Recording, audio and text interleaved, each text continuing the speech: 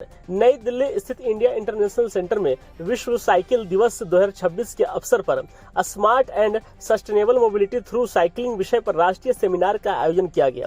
कार्यक्रम में विशेषज्ञों ने साइकिलिंग को स्वच्छ पर्यावरण, बेहतर स्वास्थ्य और टिकाऊ शहरी परिवहन का प्रभावी माध्यम बताया।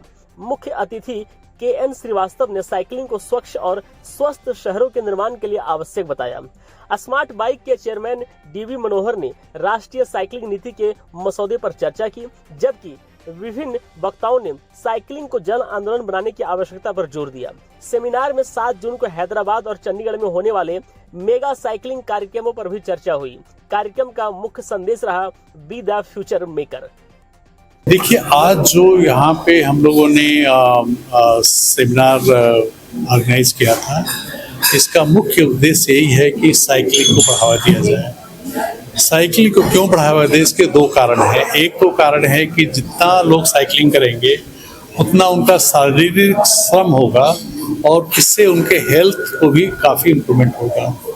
जो हमारे मनोहर साहब ने कहा, जो स्मार्ट बाइक के फाउंडर है, कि एक समय था जब वो बड़े ही हेवी डायबिटिक कंडीशन से जूझ रहे थे, लेकिन जब से उन्होंने साइकिलिंग स्टार्ट करी, अब वो सारी जो उनकी बीमारियां थी खत्म हो गई।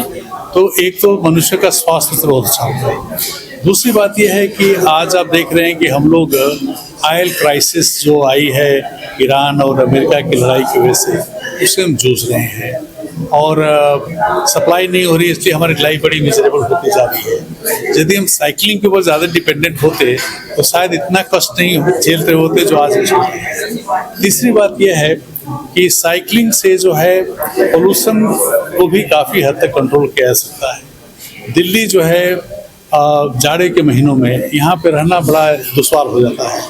लोग यहाँ से जाते हैं, जो रहते हैं उनके लिए भी स्वास्थ्य की बड़ी समस्याएं होती हैं।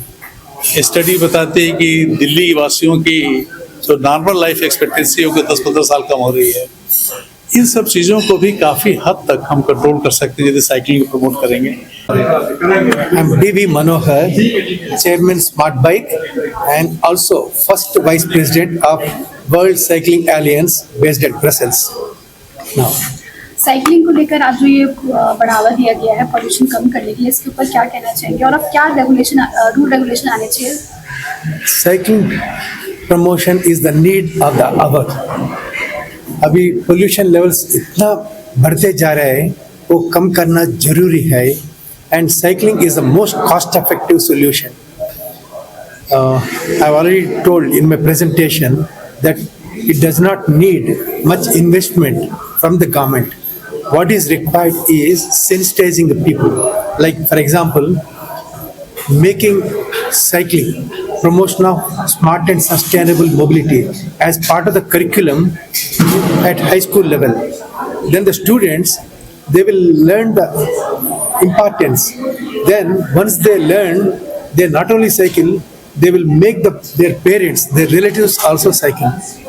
And it happened in European countries, Australia. I've seen in Australia, I attended one class where it is taught. It is so very interesting. So such things, sensitizing the people is very important. And by doing that, we can bring more and more people into cycling.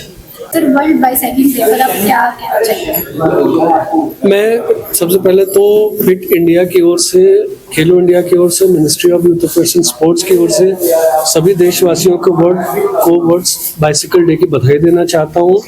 जैसा मैंने कि इस convention में भी बोला है कि इस तरह के जो दिवस हैं वो हम सभी के लिए दिन ब दिन महत्वपूर्ण होते जा रहे हैं, क्योंकि ये वो समय है जिसमें विश्व का सबसे ज़्यादा जनसंख्या वाला देश, उसको असर्ट करने का टाइम है, उसको अपनी बात को मजबूती से रखने का टाइम है, जिसमें वो दिखा सके कि भारत जो है साइकिलिंग और इसी प्रकार से अन्य बहुत सारे खेलों के लिए बहुत ही लोकप्रिय देश है।